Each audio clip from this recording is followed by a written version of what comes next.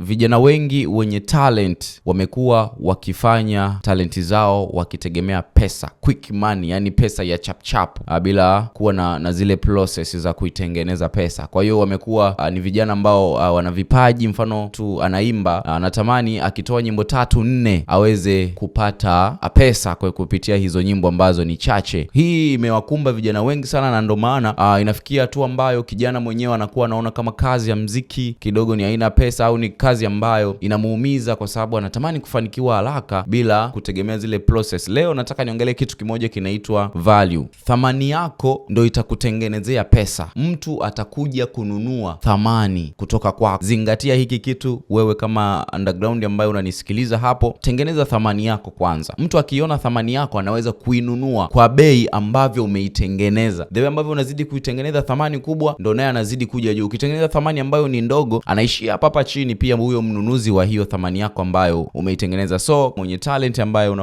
unapambania kipaji chako, make sure unatengeneza thamani. Kwenye kutengeneza thamani unatakiwa uzingatie skills, lakini pia unatakiwa uzingatie branding, unatakiwa uzingatie kutengeneza kwanza audience first. Tengeneza kwanza audience wako ili watu wakuelewe na ile thamani waione. Then wao wenyewe au mtu mwenyewe, shabiki, mwekezaji, anaweza akaja kulingana na thamani ambayo kunayo, maana utakuwa fit, utakuwa ni msanii ambaye umejikamilisha kwenye kila engo, unaelewa kila kitu, thamani yako inakuwa kubwa. So amka leo kijana mwenye kipaji, tengeneza thamani, usiwahi, usikimbilie pesa za haraka kwa sababu hamnaga pesa za haraka. Pesa inafata thamani. Yes, mimi naitwa Mr. Face. Usiache kunifuatilia Instagram, TikTok pamoja na Facebook. And that was my time.